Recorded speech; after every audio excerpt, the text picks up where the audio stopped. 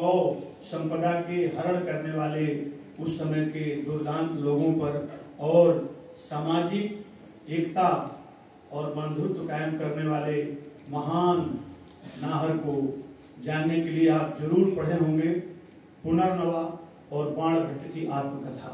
इन दोनों पुस्तकों में पंडित जी ने बहुत ही बारीकी से उन्होंने स्वयं लिखा है कि ये सारे कथानक और सारे स्थान सत्य हैं, बस मैंने इससे आने वाली पीढ़ी को लोरिक की सच्चाई बताने का एक छोटा सा कोशिश किया हूँ।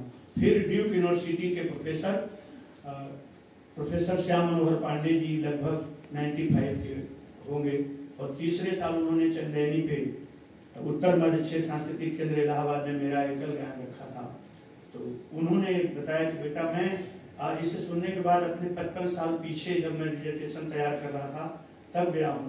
जो लुप्त हो रही चीजें हैं वो कैसे लोरिक को कई बोली भाषाओं में स्थापित कर देती हैं। छत्तीसगढ़ में आपने बताया, पूर्वांचल में और नेपाल में, कोशी, सहरसा, मधेपुरा में, रायपुर, बिलासपुर में, मतलब जहां भी उन्होंने देखा कि पशुओं का अपहरण, नारी शक्ति का अपमान हो रहा था और जहां समाज त्राहिताई कर रहा था, वहां उस समय के अति क्रूर लोगों को सीधे अपने तलवार से लड़ करके वहां पहले नारी शक्ति का सम्मान किया और वहां के बाद वहीं के लोगों को वहां का सत्ता सौंप दिया, फिर दूसरे ओर चले गए। इसीलिए शायद इस सदी में लोरिक को लोरिक देव कहा जाता है और लोरिक पे गाने वाले गायन को रामायण, अहिरों का रामायण कहा जाता है लोरिकायन को। लेकिन वह पूरे शक्ति समाज का था। एक छोटा सा अंशों की टुकड़ी मैं प्रस्तुत करने जा रहा हूँ, जो त्रुटियां होगी आप क्षमा करेंगे। राम राम राम राम राम राम हो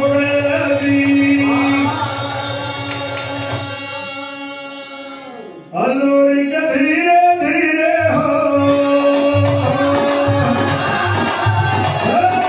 धीरे धीरे तेरा पहाड़ पर गुजारे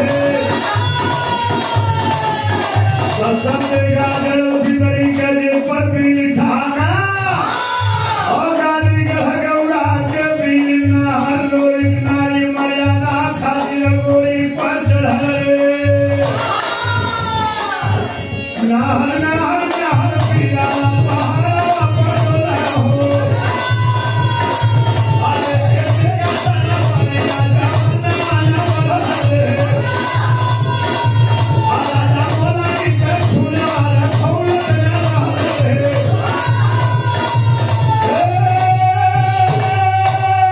सापिया लोरी करे जवाना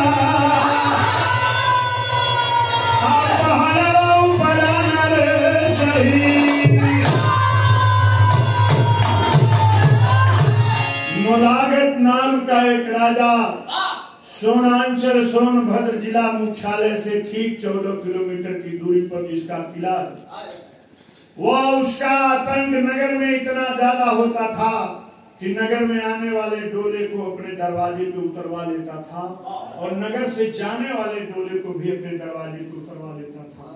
उसी दरबार में एक छोटा सा जागीरदार था माहर अहीर, जिसके घर में एक कन्या पैदा हुई। महरीन नाम था उस माँ का और कन्या का नाम मंजरी था। जाकर के कलाई में धागा काला बांध दिया।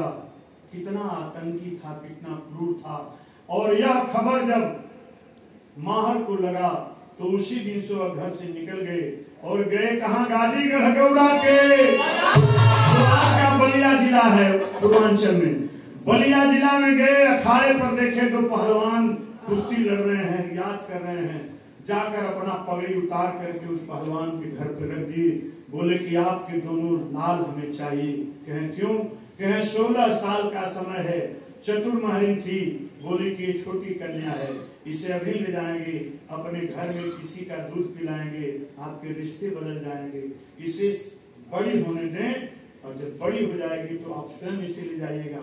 तब तक माहर पहुंच गए। सारी वृत्तांत अपने उस बलिया के स्वजाति बंधु को बता दिए।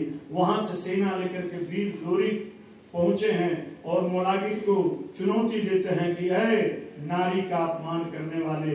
यत्र नार्यत पूज्यन्ते रमन्ते तत्र देवता, वहाँ नारियों की पूजा होती है, वहाँ देवता निवास करते हैं। तुमने जो कलाई में काला धागा बांधा है, आओ हम तुमसे समर में लड़ते हैं और लड़कर जीत जाना तो हम उसे खुद सौंप देंगे, वरना अगर हार जाओगे तो तुम्हारी खैर नहीं। चल देते हैं लोरी तब गवाले करके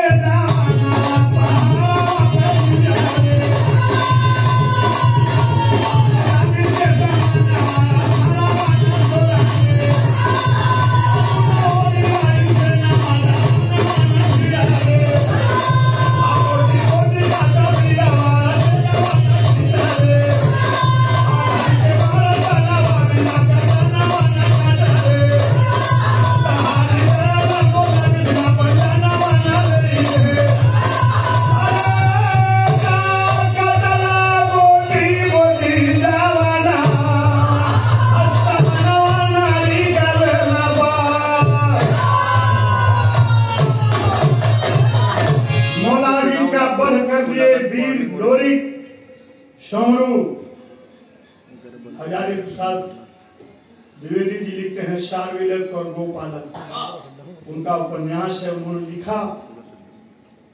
और जब बंद कर दिए तो वहां घी के दिए जलाए गए। मोलागित का इतना आतंक था, पशुओं का अपहरण करता था, नारियों का अपमान करता था।